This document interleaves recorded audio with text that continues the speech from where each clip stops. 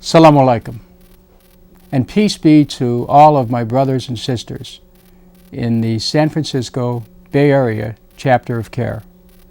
I wish I could be with you personally to share with you my love of Islam and my desire to see Muslims accorded positions of respect and honor, not just in American society but everywhere, because of the tradition of Islam, because of the teaching of Islam. You're entitled to such respect. And I mourn the fact that over many years, so many of our Muslim brothers and sisters have been unfortunately scapegoated because of the very narrow political agendas of a few. But I think that's changing. I think we're moving into a new era where there's a lot more hope, where there's a lot more opportunities for proactive involvement, where we can come together to challenge the policies of a government which tried to cause an entire religion to have to be held to opprobrium because of the actions of a few, which of course was unfair from the beginning. It's our opportunity to challenge the kind of policies which resulted in the profiling that was taking place even before 9/11. It's our opportunity to challenge the kind of practices which were blatant violations of the Constitution of the United States, which saw so many Muslim communities in America being targets of investigations and being subject to indignities. I think there's a new day in America, and I think it began to dawn, not just with the election of a new president, but it began to dawn with an understanding worldwide that we cannot proceed as a humanity by causing people to be pitted against one another. The underpinnings of Islam comprehend human unity, understand human oneness. In fact, human unity is an undeniable truth of our existence, that we are all one, that we are all interconnected, we are interdependent. And because of that, we celebrate our differences, and we learn from each other, and we learn from the love that each person has for his or her own religion or path to God, or if they choose not to believe, it's their right in America. But America can learn so much from Islam and from our Muslim brothers and sisters. And I think finally, with the politics of America changing, the opening is here. The opening is here for your involvement in an even broader way at a community level, in reaching out to have discussions with groups that perhaps before it was a little bit more difficult.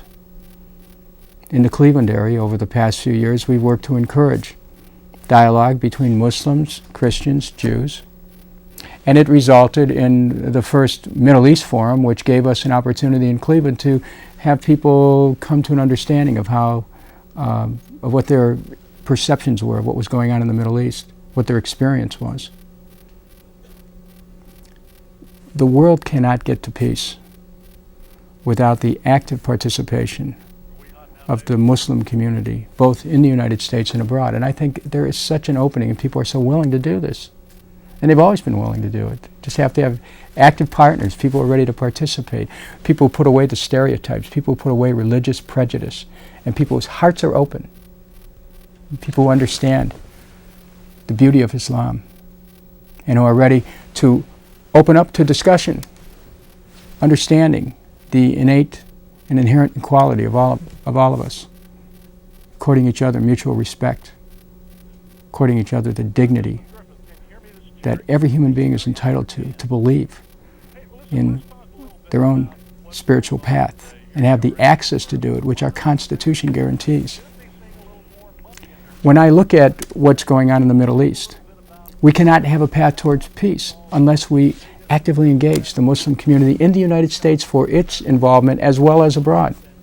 I've certainly had the opportunity to do that, and I can tell you I've seen great success in reaching out, in getting beyond the misunderstandings and communicating with people heart to heart. As you know, I've been very active, as has my wife, in looking at the events in the Middle East and in looking at the shortcomings, the deficiencies of U.S. policies, in calling for a more even-handed approach, and certainly understanding the concerns for security that Israel has, but also understanding the suffering of people. That's why I took to the floor of Congress 6 times in a row to speak about what was happening in Gaza when it was happening, and to continue to push inside the Congress and outside to try to end the occupation, drop the embargoes, give people an opportunity to be able to really have the fullness of life and human dignity. We need the American Muslim community to engage in this discussion and to do it in an open-hearted way, to go and to meet with our brothers and sisters in the Jewish community in the United States, and to find a way to achieve a measure of conciliation that puts us on a path of peace. There are so many possibilities out there, and the door is open again for the first time. And you know what I'm talking about. There's actually a palpable difference in the way Americans feel about themselves on issues of civil liberty and the rights of all people. In many ways, these are very difficult economic times for many people.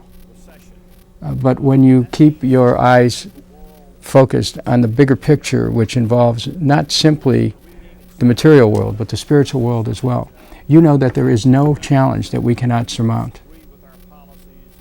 There is no difficulty that we cannot meet if we're willing to view each other as equals, if we see the inherent equality of each other, we see the beauty in each other. So let us find ways to work together for peace, for social economic justice, for civil liberties.